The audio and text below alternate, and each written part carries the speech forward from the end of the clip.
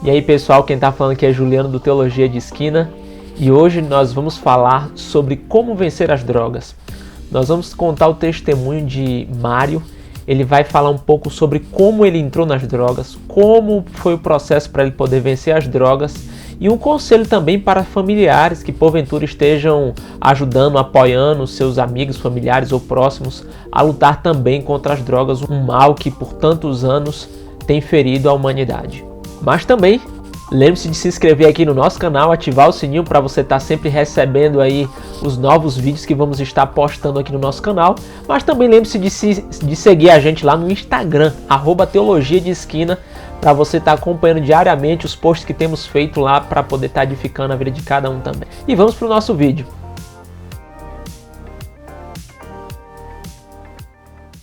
Meu amigo Mário, seja bem-vindo ao Teologia de Esquina. E eu queria que você já se apresentasse inicialmente aí para o nosso público. Boa noite, meu nome é Mário, sou membro hoje do Ministério Osana, aqui no Ouro Fino, e estamos aí para contar um pouco do testemunho do que Cristo tem feito e está fazendo na minha vida até hoje.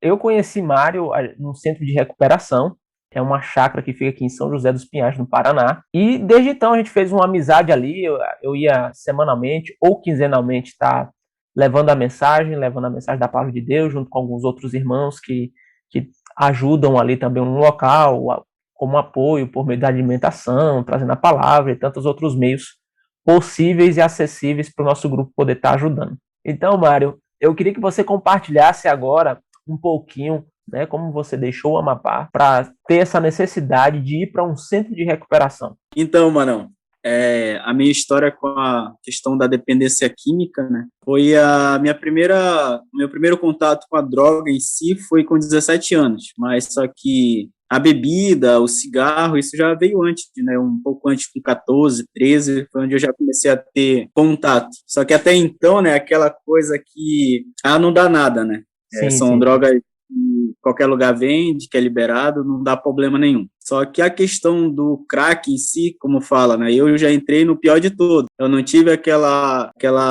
progressão, né? Que vai na maconha, vai nisso, vai naquilo. Não, eu já caí de paraquedas no crack ali, já foi minha primeira experiência com a droga pesada. Eu tive, na época eu treinava, né? Sempre treinei arte marcial. Então eu tinha um padrão de cor que me favorecia na época, eu usava, só que por eu ter uma base de corpo, aquilo já não transpassava para fora o meu uso. Então eu conseguia disfarçar o uso. O aspecto físico acabava camuflando o que estava acontecendo na sua vida por trás. Exatamente. Aí eu consegui conciliar isso por um bom tempo, mas só que chega uma hora da vida que já não dá mais, né?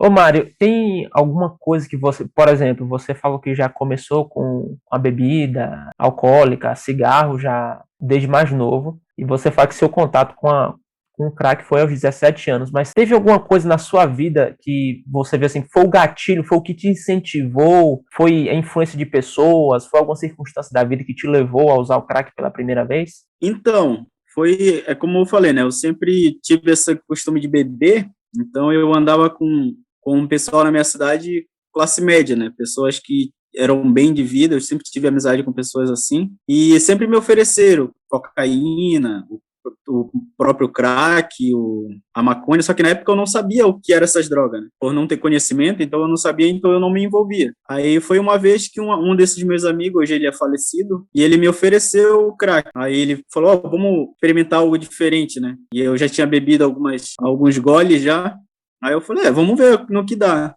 E eu lembro que eu brinco que foi amor à primeira vista, que é o primeiro contato que tu tem, já era. Aí, como eu não sabia o que eu tinha fumado e o que eu tinha usado, então aí foi onde eu tive meu lapso de loucura. Eu saí experimentando tudo quanto foi droga. Então, tudo que eu via pela frente, eu fui experimentando para saber o que eu tinha usado naquela noite. Aí foi onde eu conheci a pasta base, conheci tanto a cocaína, e assim foi indo, né? Até chegar naquela sensação que eu tive naquela noite que foi com crack.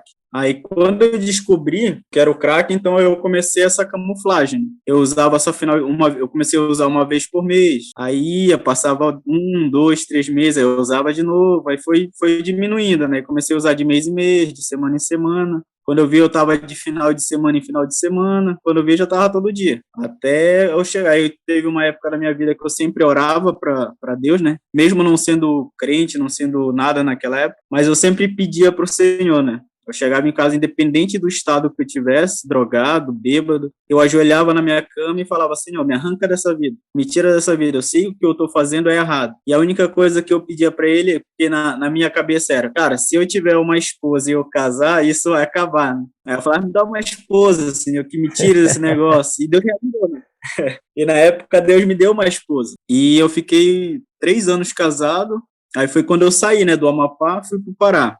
Mas nesse caso aí, a partir do momento que você casou, você já teve essa mudança? Você já começou a abandonar o crack? Como é que foi? Sim, quando eu comecei a namorar com essa pessoa, automaticamente eu parei. Na mesma hora, assim, eu estava usando no final de semana, quando a gente começou a namorar, pronto, eu parei.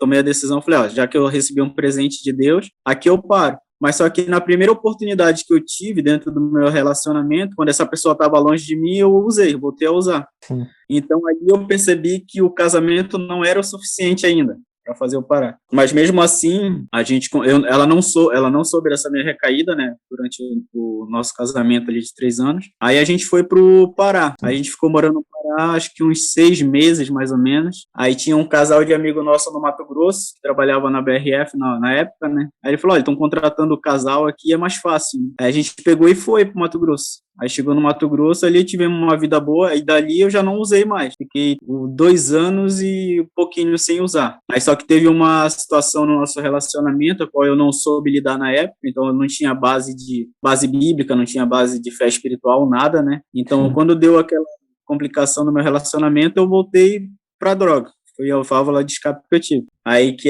eu brinco que a bebida a bebida é a porta de entrada, né? Porque eu falei: não, vou tomar só uma cerveja e pronto, final. Daqui eu já não faço mais nada. Só que dessa cerveja já foi a sexta-feira à noite, o sábado inteiro, o domingo inteiro, o domingo à noite. Aí foi onde eu me perdi de vez, né? Aí de lá eu vim pro Paraná. Você se separa e vem pro Paraná? Isso. Aí, na verdade, ela veio primeiro, né? Através de um amigo nosso. Ok, então ela veio primeiro pro Paraná, certo? Continue.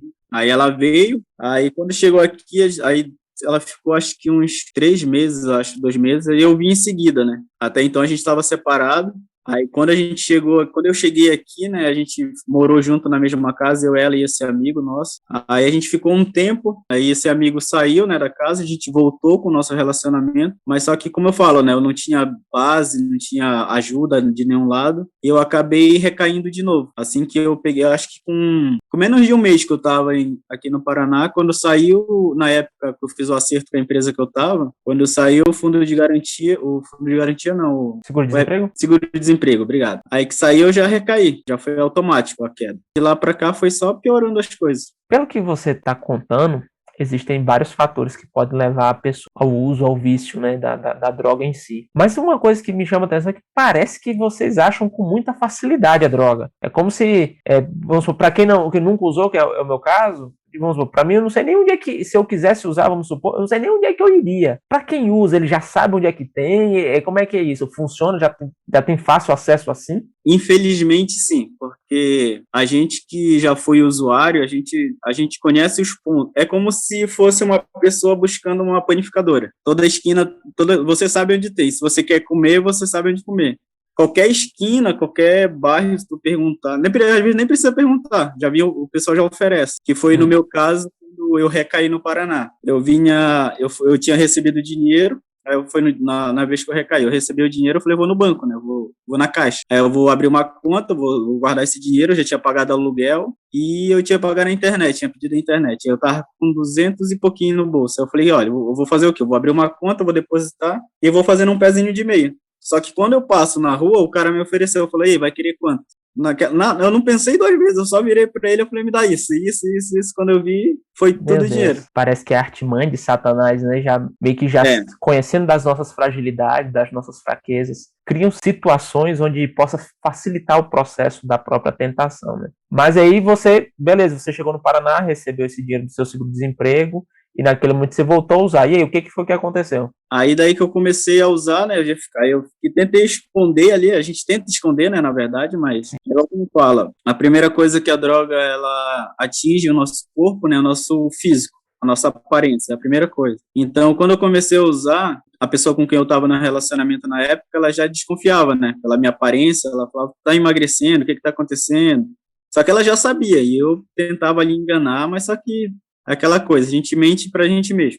Aí foi quando eu conheci o pastor Nelson, a gente foi lá na igreja dele uma vez, e eu falei, né, da minha questão, do meu problema, e ele falou que o dia que eu precisasse, né, de ajuda, ele me ajudaria com uma vaga lá na Casa Esther. Aí eu relutei na época, né, falei que queria, aí eu falei que queria mudança, mas na verdade dentro de mim não queria não, só queria estabilizar minha vida de droga e o meu casamento e uma vida, vamos dizer assim, um emprego, é o que eu queria conciliar na época. E aí coisas. Ô Mário, existe muita dificuldade da pessoa admitir que ela tem o vício? Muita, cara, muito. Infelizmente tem. Porque a gente fala que. Eu falo por mim, né? Eu falava muitas vezes que eu. Não, a hora que eu quiser parar, eu paro. Sim. Eu só uso só por diversão, mas a hora que eu quiser parar, eu paro. E essa história foi se prolongando até o dia que eu comecei a vender as coisas dentro de casa. Comecei a tirar dinheiro que era para comprar comida pra gente. Eu já comecei a usar droga. Aí foi até que eu cheguei a um ponto que eu estava embaixo de uma ponte, tudo sujo e esgoto, aquelas coisas, tudo horrível, né? Você percebe que essa transição que você está fazendo, ou a droga vai te levando numa cegueira que você não está nem conseguindo enxergar onde é que você está parando? O mais louco de tudo que a gente sabe é como fala, a gente está tão fissurado naqueles 5, eu falo que é os 5 segundos de emoção que a gente tem com a droga, que porque a única coisa da situação da droga são os 5 segundos, que é a primeira, vamos dizer, o primeiro uso. Tu usou, deu 5 segundos ali, dá uma coisa diferente, mas depois isso passa. Aí tu tenta fumar para ver se volta aqueles 5 segundos, mas nunca volta. Então, no caso, esse processo do vício da droga, vocês meio que vão tendo aquela consciência, meu Deus, minha vida tá desmoronando, ao mesmo tempo não assume que de fato você tem esse vício, e nesse processo que você não assume que tem esse vício, você começa a entrar em coisas na sua vida que de repente você já não está mais na sua casa, de repente você tem um relacionamento, esse relacionamento termina. Nesse caso, o que foi que aconteceu? O que foi que deu o start para você dizer assim, não, realmente eu tenho um vício, eu preciso de ajuda, eu preciso que a minha vida mude?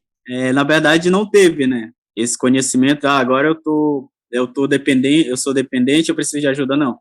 Eu fui para casa de recuperação por medo, porque como eu estava num ponto usando bastante, eu me envolvi numa confusão que eu não vou me lembrar agora e os caras tentaram me matar na rua. Os caras compraram gasolina, arrumaram o pneu, para fazer toda aquela coisa que é Sim. feito com os caras que fazem coisa errada na rua. Só que eu não me lembro de ter feito errado. Eu tenho a consciência que eu não fiz errado naquele dia. Mas é aquela história, tá no lugar errado, na hora errada, até o laranja. Vai ser o da vez. Então ali foi o quê? Foi a válvula que eu tive para poder sair naquele momento daquela situação. Não que eu quisesse parar de usar droga. Eu só queria sair dali com vida para ficar bem para depois tentar voltar, né? Aí, na época, a minha ex-esposa falou, né, que quando eu fosse para casa de recuperação já não teria mais o casamento, né, porque ela já não aguentava mais, né. Aí, então, eu fiquei internado durante, acho que uns 6 meses ali. Eu brinco que é igual o Jó. Eu ouvia de falar de você, né, mas eu não tinha visto com meus próprios olhos. Eu ouvia o povo pregar, eu ouvia o povo louvar ali, mas aquilo não entrava no meu coração, porque, não, na verdade, eu estava com o coração endurecido. Então, a minha visão de crente era aquele que andava de terno e gravata para cima e para baixo. E na minha cidade é quente. Imagina, um cara de terno e gravata andando no sol de meio-dia. Eu falava, senhor, isso aí não é para mim, não. Aí, então, eu não aceitava muito isso para minha vida. Aí eu via, tudinho, achava legal ali a fé dos caras e a oração, tudinho, mas só que não era uma vida que eu me via, né, naquele momento. Aí chegou um ponto que eu tive que sair, né, para ir ver a minha ex-esposa, que ela estava com os documentos meus, que eu precisava de documento para fazer uns outros documentos que eu precisava. Aí quando eu fui encontrar com ela, só que aquela esperança dentro de mim, né, ainda tinha que eu ainda poderia voltar com ela, né, ter o relacionamento de novo. E quando eu me encontrei com ela, eu descobri que ela estava casada com outro já. Aí ali, para mim, foi um baque que eu meio que sabia, mas não queria aceitar. E na verdade, eu falo que foi só uma desculpa para mim usar droga naquele dia. Aí, como eu já estava com dinheiro, estava na rua, aí eu tinha o álibi, né? Eu falava, vou usar droga, por que Vou eu tô usando afogar a droga? mágoa. Isso, só para afogar a mágoa. Aí isso foi só uma desculpa para mim voltar, né? Aí eu lembro que foi onde também foi o meu aonde eu realmente vi que eu precisava de mudança e que realmente Deus era a única forma de mudança na minha vida mesmo. Porque nesse dia, quando aconteceu, né, eu me envolvi na casa de uma pessoa lá, estava com um outro rapaz que tinha passado pela casa também, e a gente acabou indo usar droga num determinado lugar. Aí ele, na verdade, ele subiu em cima da casa, quebrou lá e caiu, e o pessoal vieram atrás de mim, né? Aí, mais uma vez, eu falo que é o diabo tentando tirar minha vida para parar o propósito de Deus. Aí os caras esqueceram ele que tinha feito a bobeira e vieram atrás de mim que eu não tinha nada a ver mais uma vez na história. Aí então, aí passou pelo que passou, e eu lembro que naquele dia eu falei para o Senhor, né? Acho que foi a primeira oração que eu fiz de verdade, com muito medo, mas de verdade, eu falei para o Senhor que se Ele me tirasse daquela situação, naquele dia, eu realmente, quando eu entrasse na casa, eu entraria diferente. Eu iria buscar Ele realmente, eu iria ter uma vida diferente naquele momento em Cristo. E foi o que aconteceu. Eu lembro que durante o trajeto ali o pessoal vieram desde Curitiba até lá na casa, até lá no pedágio atrás de mim. Então tu já imagina que é um trajeto bem longo. Então eu vinha fugindo ali, eu vinha fugindo, na verdade não, Deus vinha dando livramento, né, até eu chegar na casa de recuperação. E eu lembro que eu ouvia uma voz suave dentro de mim, no meu coração, no meu espírito, que falava que se eu passasse do pedágio, tudo aquilo ia acabar. Isso começou, deixa eu só lembrar, se eu não me engano, era 3 horas da tarde, no Sim. domingo, acho que era um domingo. Eu fui chegar na casa de recuperação, era 5 horas da manhã, já da segunda-feira. Então, foram algumas horas de terror na minha vida ali. E foi onde eu realmente vi que, cara, eu preciso parar. Que se eu não parar, da próxima vez eu acho que eu não escape, né? E eu brinco hoje, eu falo que eu não pago mais para ver, né? Para ver até onde vai.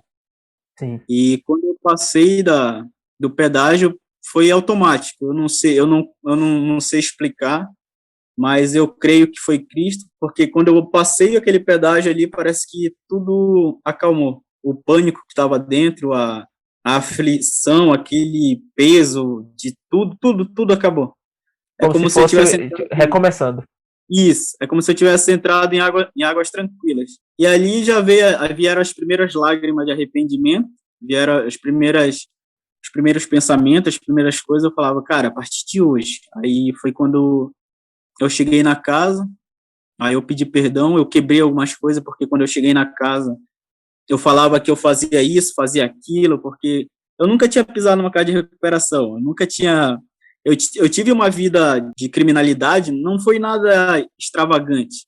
Briguei, fui preso algumas vezes, dormi, não preso, né? Dormi no quiosque, fiz algumas coisas que não devia, mas nada perto do que os caras viveram e que eu ouvia os caras falar. Então eu falava, cara, eu tô rodeado de louco, o que que eu vou fazer? Eu falei, preciso me igualar a eles, né? Então eu comecei a inventar um monte de mentira, comecei a inventar um personagem que não existia, e os caras olhavam para mim, caramba, esse cara aí é daquele jeito, eu falava, pelo menos assim não vou mexer comigo, né? Isso era a minha defesa, né? E quando eu voltei para casa de recuperação, a primeira coisa que eu fiz, a primeira oportunidade que eu tive de falar foi isso. No meio do culto, tava todo mundo, eu levantei a mão e falei, cara, eu queria falar algo para vocês. E, primeiramente, queria pedir desculpa e já queria quebrar essa maldição de mentira na minha vida e expus, né? Tudo que eu tinha falado para eles que eu era, que eu tinha feito, que era tudo mentira. E ali Cristo já começou a trabalhar na minha vida. Eu comecei a buscar diferente, né? Foi onde eu já comecei a experimentar algumas coisas celestiais, já comecei a experimentar a questão da palavra, os dons de Deus, a questão habilidade de tocar violão, que eu nunca tinha pegado no violão, né? Na verdade, tinha pegado quando criança, mas ali foi onde Deus começou a ministrar na minha Então vida. foi ali que você começou a tocar? Onde eu aprendi foi lá. Ah, que legal. Onde eu Posso dizer que comecei a ver seus primeiros toques de violão. com certeza, com certeza. É verdade, é verdade. Foi onde eu comecei a pregar também. Eu nunca tinha pregado. Que bem que no começo eu só repetia, né? Eu sempre fui meio preguiçoso para ler. Eu confesso que ler não é algo que eu gosto, mas é preciso. Eu falo que quando a gente aceita Cristo, a gente tem hábitos na nossa vida que a gente não gosta de fazer, mas é preciso a gente fazer, porque precisa de crescimento. E hoje eu tô tendo a prática, hoje eu tô começando a ler. Na verdade, eu comecei dentro da casa de recuperação, né? Agora, Elmário, você falou que, beleza, você chegou ali na casa, você expôs, ali foi o início de uma nova jornada. Mas isso quer dizer que a partir daquele momento você nunca mais usou, ou você sentiu o desejo e você permaneceu ali no centro de recuperação durante mais quanto tempo? Mano, eu fiquei na casa Esté durante 2 anos. Fiquei 2 anos internado lá. É, Isso depois desse retorno seu ou ao não, todo, desde o começo. desde o começo? Mas e a partir desse seu retorno? A partir do retorno, eu fiquei 9 meses. Foram 9 meses que eu fiquei dentro da casa. Eu já estava já 1 ano e pouquinho já dentro da casa quando eu recaí, né? Sim. Aí essa recaída agora foi a última, né? A última recaída que eu tive. E eu creio, eu oro todos os dias para que tenha sido a última mesmo. Mas é complicado. Eu falo que eu sou novo, né? Tem 2 anos e tem 1 ano e 6 meses, eu acho. Quase 2 anos que eu não uso nada, né? Não bebo, não fumo, tô tranquilo. Mas sempre vem as vontades, sempre vem os picos de abstinência. Hoje em dia eu já consigo lidar bem com isso. Claro, eu não trato como algo normal na minha vida. Não é Sim. como se deseja de comer uma pizza e falar, não, hoje eu não vou comer porque o dinheiro não dá. Não. É algo bem mais sério, né? Mas eu tenho buscado, tenho orado, tenho sempre me mantido com a cabeça ali, sabendo do que se eu voltar, olha, tudo que eu perdi, tudo que eu vou perder, né? Porque como falo, por eu estar de pé hoje, eu glorifico muito a Cristo, mas só que eu falo, cara, se eu cair, tem muita gente que cai junto. Porque, querendo ou não, a gente é espelho para muitas pessoas dentro da casa. E sempre quando eu vou lá, o pessoal fala, cara, tu é uma força para mim, tu é um espelho para mim te ver bem, tu saiu daqui. Então isso é um ânimo a mais. Claro, Cristo, ele sempre vai ser o ânimo maior na nossa vida, mas ouvir as pessoas falar isso é muito bom. Aí isso nos dá força também, né, para manter sempre caminhando ali com Cristo. Ô, Mário, você falou aí uma coisa que eu achei interessante. Então, mesmo depois de você sair da casa, você retorna para lá para dar apoio e suporte lá para os que estão chegando, os que continuam lá no centro de recuperação. Sim, sim, sempre quando eu posso, eu tô lá porque a gente tem um trabalho de evangelização nas terças, né? Nas terça-feira na casa, a gente vai com o pessoal lá da minha igreja. Mas sempre que eu posso, final de semana, eu tô lá indo, quando dá para ir, eu vou. Eu sempre mantenho contato com a casa, porque eu falo que a tia Rosa e o Edivaldo são meus pais aqui no Paraná, cara, porque quando eu cheguei, foi eles que me abraçaram. A tia Rosa nunca perguntou para mim o que eu tinha feito, o que eu tinha aprontado, o que eu usava, ela nunca perguntou, não, nem para mim, nem para nenhum dos que entram na casa. É igual como ela fala, olha, a partir do momento que tu entra daquele portão para cá, para mim você já é uma nova criatura. Essa é a frase como é que se fala, de recepção da tia Rosa. Ela fala, ó, de lá para cá, para mim você já é uma nova criatura. O que você vê para trás não me interessa. O que vai me interessar é daqui para frente. Cara, eu aprendi muita coisa naquele lugar. Eu tenho cada segundo que eu fiquei ali dentro, cada segundo que eu busquei, cada segundo que eu li as coisas ali dentro, é como se fosse uma energia, um combustível para mim hoje aqui fora, porque eu coloco em prática tudo que eu aprendi lá, né? A questão da oração, a questão da busca, a questão da intimidade, do quarto de oração, de entrar para o quarto, como Jesus mesmo fala. Então, eu tenho buscado sempre regar esses momentos na minha vida. Eu queria que você pudesse dizer para a gente, né, para mim, porque pode ser que essa sua história, esse seu testemunho chegue a pessoas, às vezes a pais, familiares, que às vezes estão lutando com algum familiar que está usando no vício das drogas. Qual conselho? Você teria um conselho para essas pessoas? O que você diria para algum pai, alguma mãe que está lutando, ou alguém também que está junto num relacionamento conjugal que talvez também esteja lutando? O que você diria para essas pessoas? E é o que eu falo, é sempre todas as pessoas que vêm comigo falar sobre uma pessoa, eu falo, cara, não desiste, porque quando a pessoa está no pior estado dela, é onde ela mais precisa de ajuda, é onde ela mais necessita. Eu lembro que a minha irmã, quando eu comecei a usar droga, né, eu morava na casa dela, ela não sabia lidar com a situação, o que ela fazia, ela me batia. E depois de uns anos, né, a gente conversou, ela me pediu perdão, ela falou, mano, eu não sabia lidar com aquela situação, então eu te batia, era a única reação que eu tinha era te bater. Então, muitas das vezes, hoje em dia, a gente vê pessoas de dentro da igreja, quando vai aconselhar essas pessoas, elas jogam na cara da pessoa, elas colocam aquele fardo em cima da pessoa. E é a mesma coisa que você dá um tapa na cara de uma pessoa dessa. Eu já vi gente pregar em casa de recuperação e falar, poxa, de novo você aqui, quantas vezes Deus vai precisar te dar chance? Quantas vezes Deus vai fazer isso por você, entende? São coisas que não se falam. Eu não falo essas coisas, pô. Sempre quando eu vou na casa de recuperação, eu tento levar palavras de motivação, palavras de amor, claro, precisa da correção, claro que precisa. Eu não estou aqui falando que eu passo a mão na cabeça dos caras.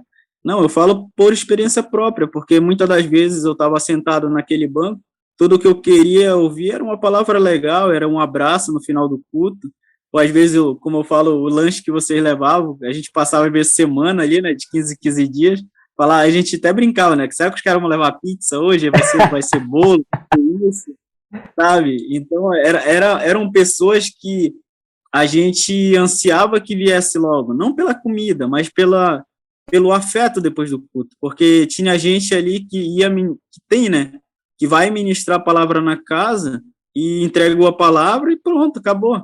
Aí não tem aquela confraternização do final, sabe? Tipo, é igual como eu falo, eu brinco que é Jesus no caminho de Emaús. Jesus está com os discípulos no caminho de Emaús ali falando, falando, e o coração dos caras ardendo, aí chega na hora agora que vocês estão alimentados espiritualmente, vamos comer e bater um papo. Entende? Senta na mesa aí, Sim. vamos falar agora de outras coisas, entende? E muitas das vezes a gente não via isso com outras pessoas. Aí os caras só iam, falavam, batiam na gente, jogavam as coisas na cara da gente, falavam que a gente tinha perdido tudo porque era culpa nossa, e claro, realmente era culpa nossa, a gente sabia daquilo, não precisava jogar na cara da gente, né? Mas só que, é igual como eu falo, eu sempre falo, cara, quando eu vejo uma pessoa numa situação dessa, eu falo, cara, vai conseguir, cara, vai dar certo. Aí já teve gente que olhou para mim e falou, cara, é fácil você falar, né? Hoje você tem um trabalho bom, hoje você tá assim, mas tu não sabe o que eu passei. Eu olho pro cara e começo a rir. Eu falei, cara, tu não sabe nem por o que eu passei, cara. Aí eu falei, cara, foram 12 anos usando droga, foram 28 anos de prostituição, 28 anos disso, 28 anos daquilo. Aí o cara começa a olhar, mas como assim, cara? Tu tá tão gordinho, nem parece. Eu falei, pois é, mano. Eu não sou, é igual como o pessoal brinca que eles falam que eu não tenho perfil de usuário. Porque os caras falam, cara, eu te vendo hoje, se você não fala, eu nunca imaginaria que você tinha usado droga. E às vezes eu me olho no espelho e eu falo, cara, por que que eu entrei nisso, né? Porque eu não tive exemplos dentro de casa. Tipo, eu não tive um pai que era traficante, eu não tive um irmão que era isso. Não, a minha família é bênção de Deus. A família que no caso eu sou adotado, né? Eu fui adotado, então a família que Deus me colocou é uma família exemplar. São homens trabalhadores, são mulheres trabalhadoras, mulheres fortes que sempre tiveram do lado dos filhos ali. Não tem nada de errado, sabe? Foi uma escolha minha. Eu falo que realmente a escolha foi minha. E eu não tenho para onde colocar a culpa, a não ser eu mesmo. Aí por isso que eu falo, a gente sabe que a culpa é nossa, a gente sabe que foi a gente que errou, mas tudo que a gente quer é um abraço, é um apoio. Claro, tem gente que se aproveita disso, porque chegou uma época da minha vida que eu peguei o ponto fraco da minha ex-mulher e eu levava muito no psicológico. Então eu me aproveitava o máximo possível, eu me fazia de vítima.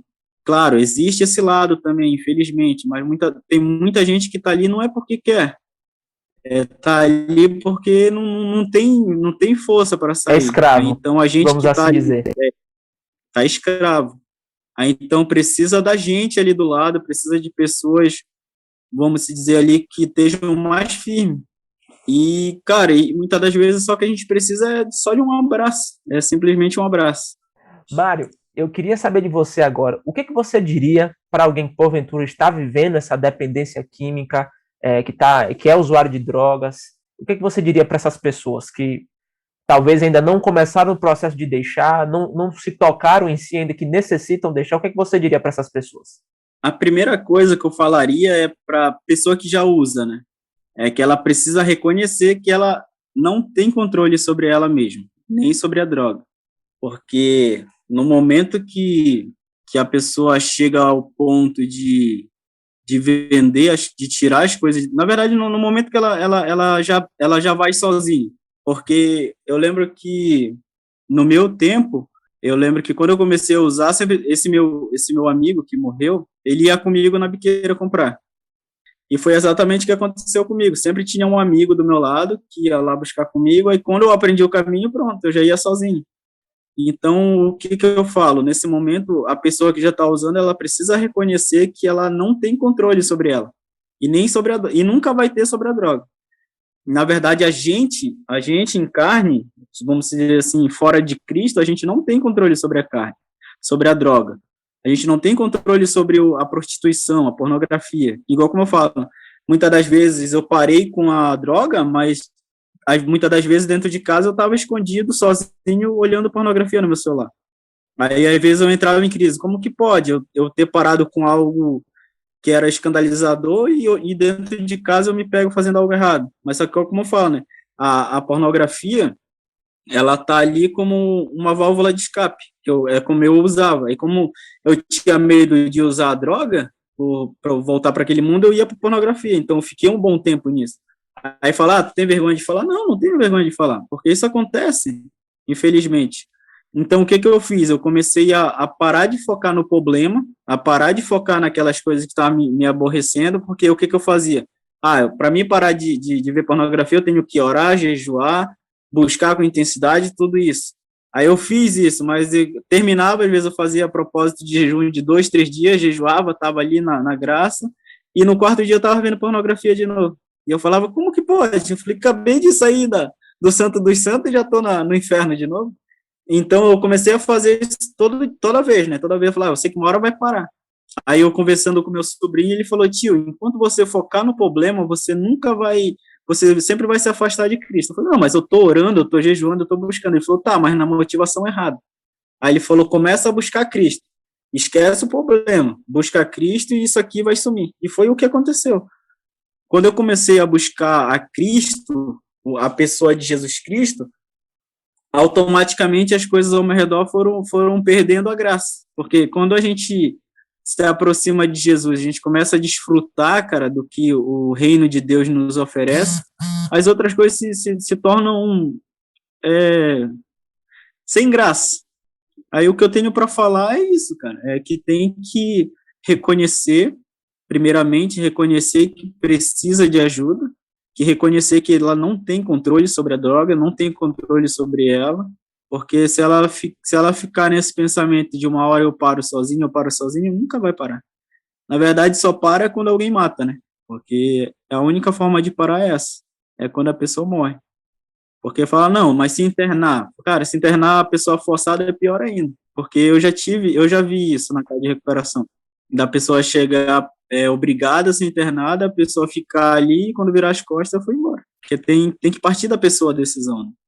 Mário, meu amigo, eu então, por tudo aquilo que você disse, eu queria ler um texto bíblico agora, que está no Evangelho de Lucas, no capítulo 18, o versículo 27. Mas Jesus respondeu: o que é impossível para o ser humano é possível para Deus. Então, acho que para quem é familiar, que acompanha e tem lutado junto com alguém, para quem também é esse alguém que possa estar viciado, está sendo usuário de drogas, lembre-se sempre disso. O que é impossível para o ser humano é possível para Deus. Deus, ele pode fazer qualquer mudança, qualquer transformação. E aqui está Mário com a gente contando a sua história, consciente de suas fraquezas e debilidades, mas confiando na graça de Cristo, na força que vem do Senhor, e que tem mudado e transformado a vida dele. Hoje é um pregador da palavra, não somente pela palavra falada, mas também pela palavra cantada. Eu acompanho os vídeos lá no Facebook, lá vejo lá os seus vídeos, lá você tocando, e você não sabe a alegria que vem no meu coração de poder ver assim, um dia eu estava pregando lá no Centro de Recuperação, no outro eu vejo você agora pregando também, cantando desse amor tão grandioso que é aquilo que Cristo fez por cada um de nós. E Mário, muito obrigado por sua disponibilidade de poder estar compartilhando um pouco da sua história de vida, um pouco do seu testemunho, um pouco dessa mudança que Cristo tem feito e continuará realizando na sua vida. Muito obrigado mesmo. Valeu. Que história, hein? Que história. Bem, já queria te pedir para você estar curtindo. Lembre-se de curtir nosso vídeo, lembre-se de deixar aqui um comentário também, para que assim os algoritmos nos ajudem a estar colocando esse testemunho de Mário para que outras pessoas também possam estar conhecendo. Mas lembre-se também de estar compartilhando esse vídeo nos grupos de WhatsApp, no Facebook, para outras pessoas poderem estar conhecendo essa história e também vendo como é possível vencer as drogas. Que Deus te abençoe e até o próximo vídeo.